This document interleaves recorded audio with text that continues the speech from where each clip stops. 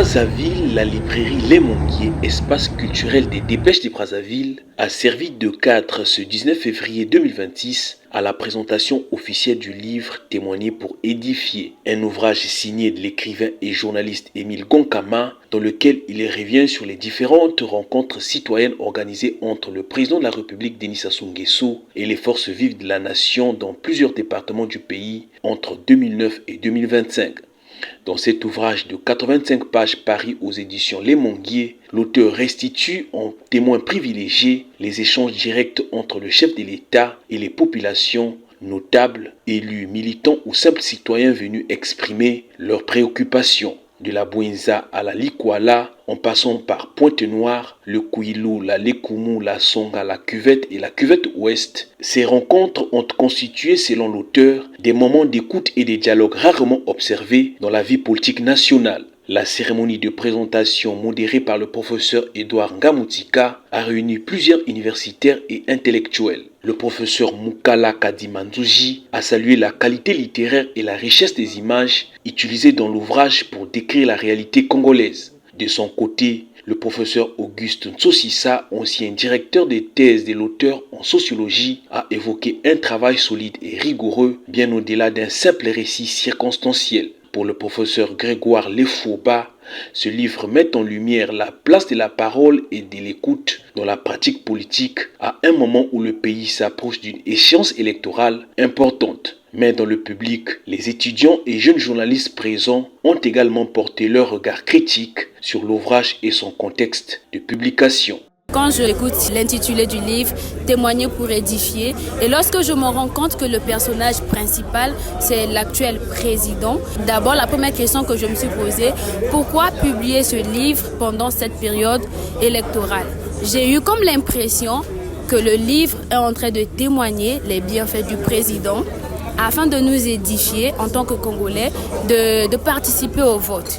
Et ce que j'ai le plus remarqué ou bien ce que j'ai le plus aimé, c'est que l'auteur est en train de faire comme une analyse de toutes les sorties citoyennes que le président a eues dans tous les départements.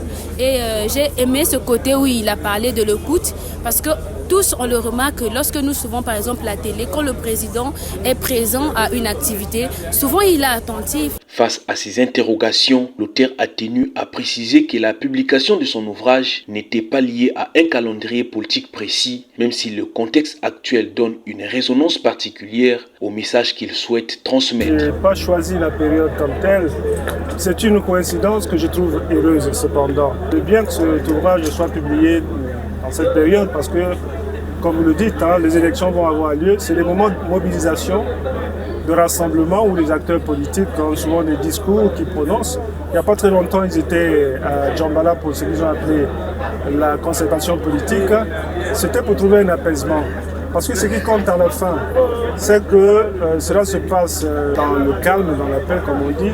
Parce que si les acteurs politiques, au lieu de nous amener à l'apaisement, nous amènent aux affrontements, on se rend compte au long de l'histoire que ce ne sont jamais les peuples qui gagnent, c'est plutôt les peuples qui perdent. Ce ne sont jamais les pays qui progressent, les pays régressent quand il y a des violences en période électorale. Or, chez nous, souvent, les périodes électorales sont caractérisées par les violences. Et si ce livre peut interpeller les acteurs politiques pour faire du dialogue l'essentiel de leur action, à mon avis, ce n'est pas mauvais que ce livre soit paru pendant cette période. Le livre rend compte des événements qui ont eu lieu dans le pays. Je parle d'événements, je parle de rencontres citoyennes qui ont eu lieu, l'occasion qui permet au président de la République d'être en face des citoyens, pas seulement les cadres, comme on dit, des notables, des Congolais ordinaires, comme je dis, qui posent des problèmes que le président souvent ne peut pas être mis au courant dans les rapports officiels, je pense. Et donc ce sont des occasions qui profitent à l'acteur politique, aux membres de la société civile, Vous avez parlé des étudiants, bien sûr, parce que j'ai dit il y a un travail de journaliste qui est là-dedans. Dans le métier, nous avons appris que parmi les formes d'écriture, il y a des brèves, il y a des articles ordinaires, mais il y a des reportages.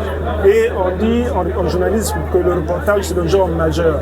Donc, les étudiants peuvent s'inspirer de ces notes-là, s'ils veulent bien, pour essayer de savoir qu'est-ce qu'ils tirent de ce matériau-là, parce qu'à mon avis, c'est sur le plan technique de rédaction, ça me semble être un travail qui est fait avec beaucoup de professionnalisme. Au-delà du débat autour de sa parution, Témoigner pour édifier s'inscrit dans la continuité des travaux de réflexion menés par Émile Gonkama, auteur de plusieurs ouvrages consacrés à la vie politique et sociale congolaise. À travers cette publication, l'écrivain propose une mémoire vivante des échanges entre les institutions et les citoyens tout en rappelant l'importance du dialogue et de la parole dans la construction de la démocratie. Un message qui, à en juger par l'intérêt du public présent à Brazzaville, continue de susciter réflexion et des discussions au sein de la société congolaise.